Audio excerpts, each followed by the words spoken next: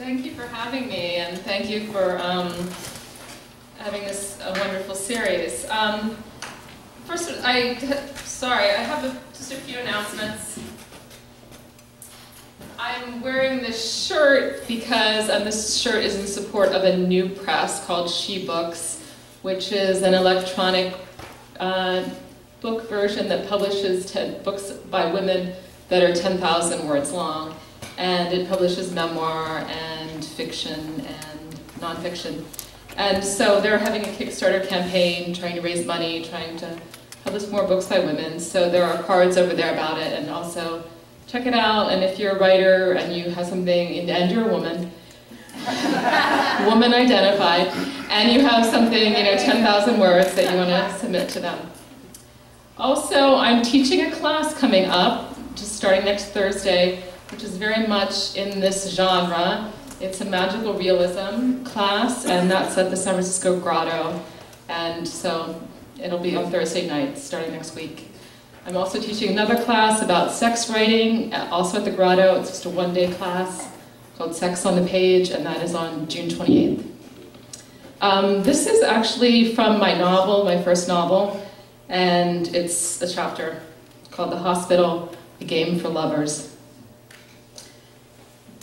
I came to the hospital because you are there. You with your hair falling out. You with your quick desire to live, like a shot of whiskey going down your throat. You who I met when you leaned over the bar and whispered to me, "Fuck me, I'm dying." And I said, "How do I know you're telling the truth?" You told me you would show me the results later. Just come to the bathroom with you now. And so I followed you into the bathroom, and you slid your hands up my skirt.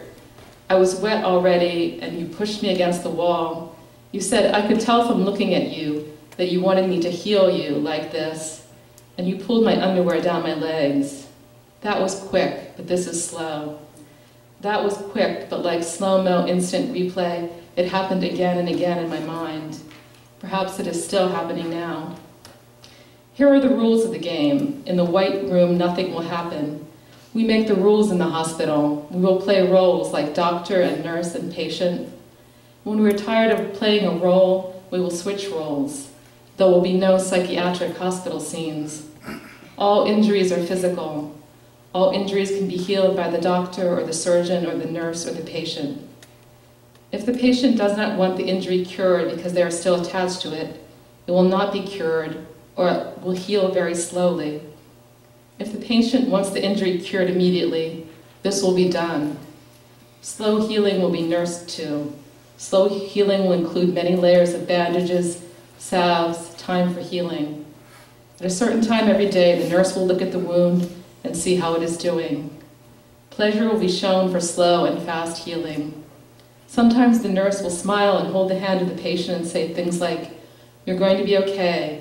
You look so much healthier today. Your leg is really healing.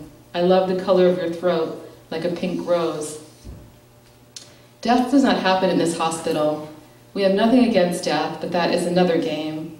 If you want to switch to playing death, you must leave this hospital and enter another hospital, or enter the home. Childbirth does not occur in this hospital. If you want to switch to playing childbirth, you must enter another hospital, a home, or a birthing pyramid. There are three kinds of nurses. One is very attractive and young. She's entirely at home in her body in an unself-conscious way. When she's not being a nurse, she might be skiing or scuba diving. Two is the nurse who looks like a grandmother. She's very wise and seems to know things. You know that she's comfortable with death, and that to her, death is just a door opening. She probably walks through that door sometimes and turns back just to take care of you. Three is the horrible nurse. We cannot leave out the horrible nurse. She's too archetypal. At times, her presence soothes the patient by reminding them of all that is bad in the world. An external pain which can be held against the internal pain and provide comparative relief. Mostly the patients hate the terrible nurse. She's important for their bonding, though. Without the terrible nurse, the patients would not be as close as they are. Think of the nurse in One Flew Over the Cuckoo's Nest. She hates you and wants to torture you. When she turns you over in bed, it is only to see your bed sores and make a sick-faced look. When you ring the bell and she comes, you think she's going to yell at you. Sometimes she does. She says things like, "Don't you know we have people here who are really sick?" You can choose this type of nurse if you want. Perhaps you want different nurses at different times. Today I want the young nurse. She has her limits. She's puppyish in her actions, but I, like so many who are sick, desire to see really healthy flesh. Looking at her robust flesh gives me a general good feeling. I like looking at the skin at the top of her breasts. It has a slight peach shade to it and is firm with tiny white hairs. Her whole skin is in fact very much like a peach, even the smell, which is fresh beyond belief. Sometimes I breathe in the smell of the outdoors in her skin and the coolness of her skin from going outside. I know that she has many lovers, and this pleases me. I live vicariously through her. She is never unhappy. She is always pleased and full of vitality. I followed you to the hospital. After that night in the bar, I wanted to see you again. You refused to see me, and you went away to the hospital to play the game of being sick.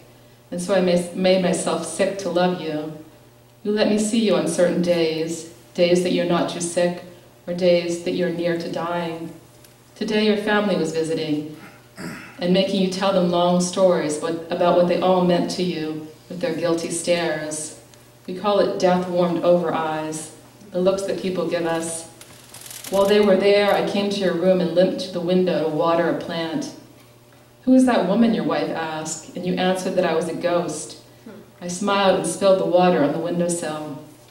We are ghosts and everyone else is alive, but being alive is boring.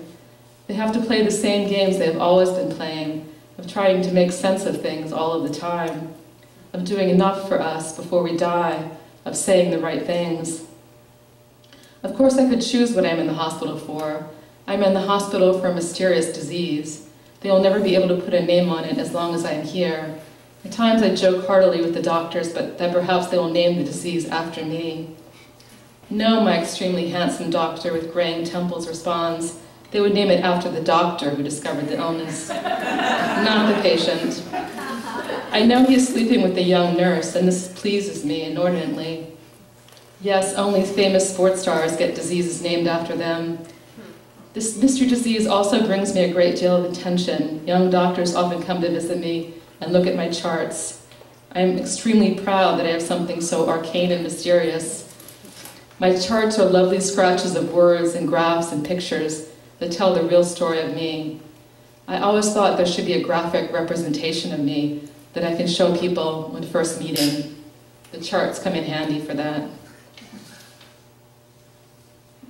We think that perhaps there is a doctor poisoner here, like the famous case in England, the doctor who put elderly women to rest with heroin shots. He killed over 200 people. They say he wanted to be in ultimate control to decide who lives and dies. We have a warning system set up.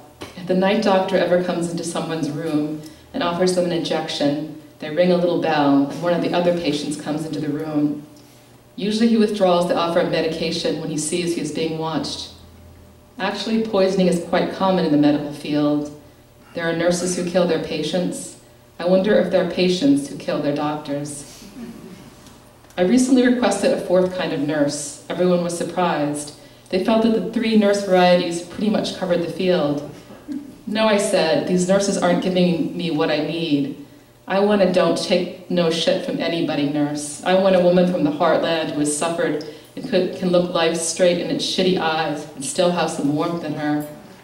I want a I won't lie to you, here's the fax nurse." "Yes," they said, "that kind of nurse is necessary." "Yes," they said, "it is in fact the heart of nursing." And they provided me with one.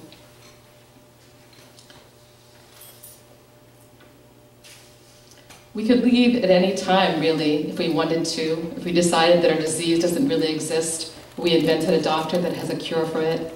But we like being here. You have a kind of disease that makes your skin more and more sensitive. That's why I followed you here. It means that the less and less that we touch, the more and more you feel. That's why you wanted to fuck me in the bathroom before it was too late, before that kind of touch would be too much. Our relationship has progressed backwards since then. We moved on to heavy petting, groping, tongue kissing, holding hands. Now it is enough sometimes to put my little finger at the tip of your earlobe.